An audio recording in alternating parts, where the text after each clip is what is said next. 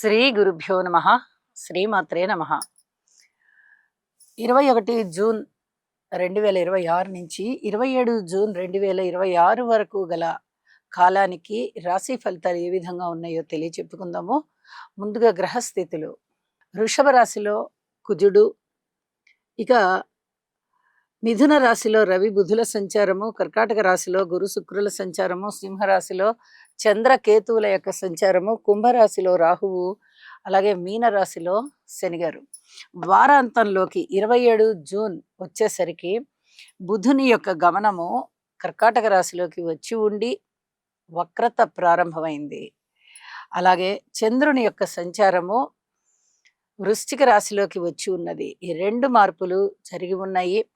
అలాగే గ్రహ సమ్మేళనాల యొక్క ఫలితాలను తీసుకున్నట్టయితే రవి బుధుల యొక్క సంచారము కలయిక మిథున రాశిలో జరుగుతూ బుధ ఆదిత్య యోగాన్ని తెలియచెప్తోంది. ఇది ఏ రాశి వారికైనా కూడా మంచి ఫలితాలనే ఇస్తుంది. బుధుడు స్వస్థానంలో కూడా ఉన్నారు.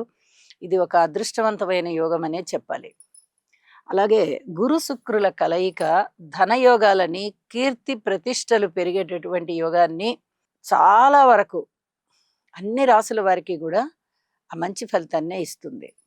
అలాగే చంద్రకేతువుల యొక్క సంచారము కొంత అనుమానాస్పదమైనటువంటి ఆలోచనలని తీసుకుని వస్తుంది.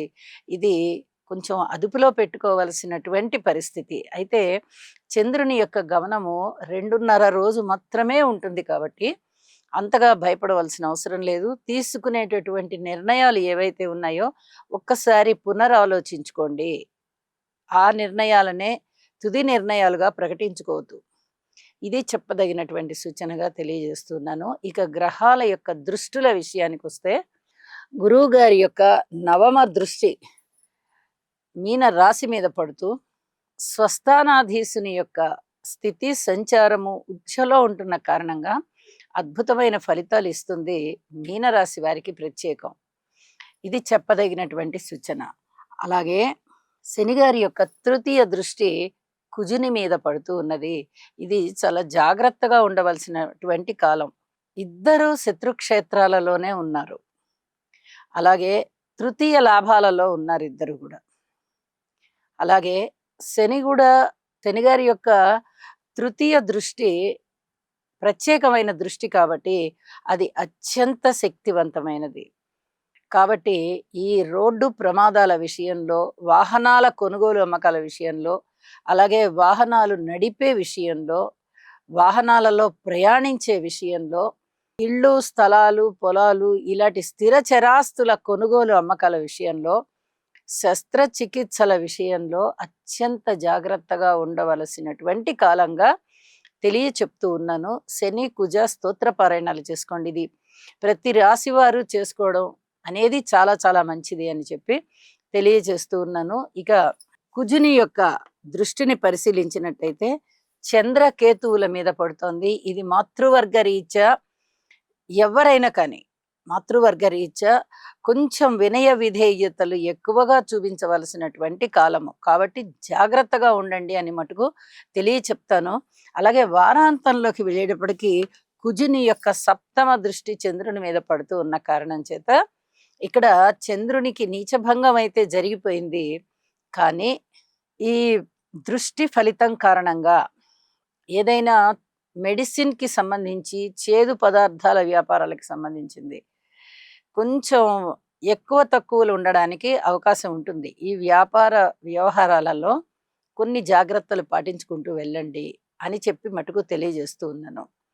ఇక రాశుల్లోకి వెళ్దాము. ముందుగా మేషరాశి. మేషరాశి వారికి ఈ వారం రోజుల కాలాన్ని పరిశీలన చేసినట్లయితే 4 గ్రహాల యొక్క ఉనికి చాలా బాగుంది అని చెప్పి తెలియచెప్పడం జరుగుతోంది. తృతీయ స్థానంలో రవి బుధులు బాగున్నారు. చతుర్థ స్థానంలో శుక్రాచార్యుల వారు గురువుగారితో కలిసి బాగున్నారు. ఇక లాభస్థానంలో రాహు బాగున్నారు. ఊహించని విధంగా లాభాలు ఉంటాయి, అందులో ఎటువంటి సందేహం లేదు. ఇక కుటుంబ జీవితంలో జాగ్రత్తలు పాటించుకుంటూ వెళ్ళాలి. అన్నదమ్ముల యొక్క సహాయ సహకారాలు చాలా చాలా అత్యద్భుతంగా ఉన్నాయి. మంచి ఒక తృప్తికరమైనటువంటి జీవితంలో ఉంటారు వీళ్ళు.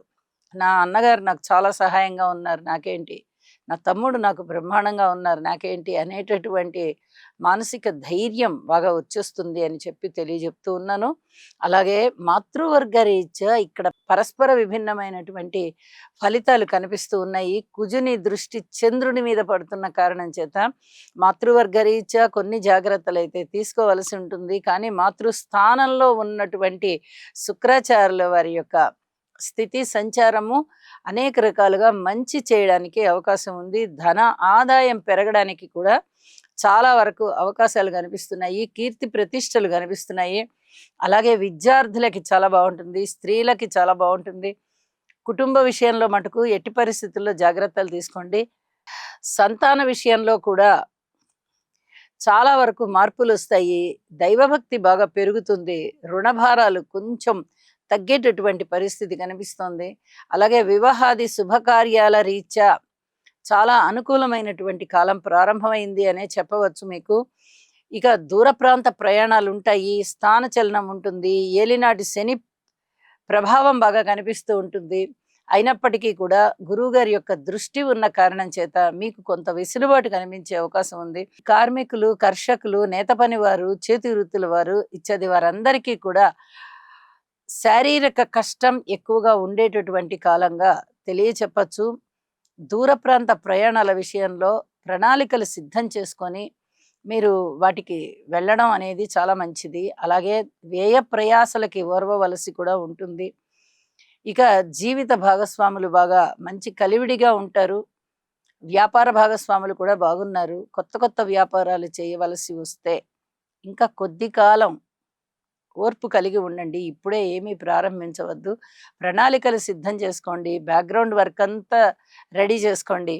కానీ ప్రారంభించడం మటుకు ఇప్పుడే ప్రారంభించవద్దు అని చెప్పి తెలియజేస్తూ ఉన్నాను. ఇక వారాంతంలోకి వెళ్ళేటప్పటికి బుధుని యొక్క సంచారము తృతీయం నుంచి చతుర్థంలోకి వచ్చింది.